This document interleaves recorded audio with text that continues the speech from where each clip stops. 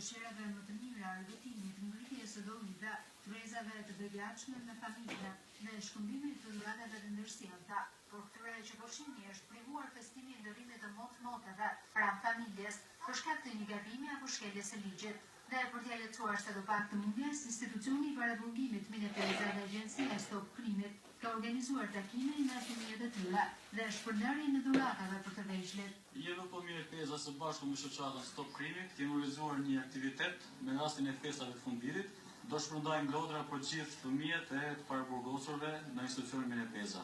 Duke dhënë dhe një mesazh për gjithë paraburgosurit dhe burgosurit që Stop Krimit dhe t'i përkushtojnë sa më shumë familjeve të tyre.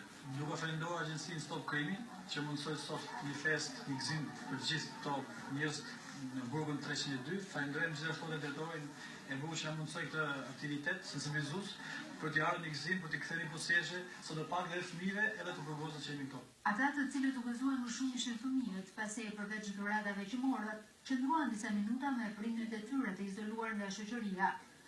Nuk munguan loto dhe përqafimet e zgjatura. Të gjithë kishin një urim, të lirohen sa më shpejt dhe të dalin pranë familjeve të tyre.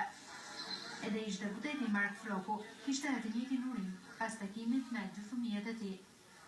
Por disa të paraburgosur nuk kishin preferuar të dalin në oborrin e këtij institucioni, por pavarësisht kësaj, edhe fëmijëve të tyre do të shpërndaheshin dhuratat.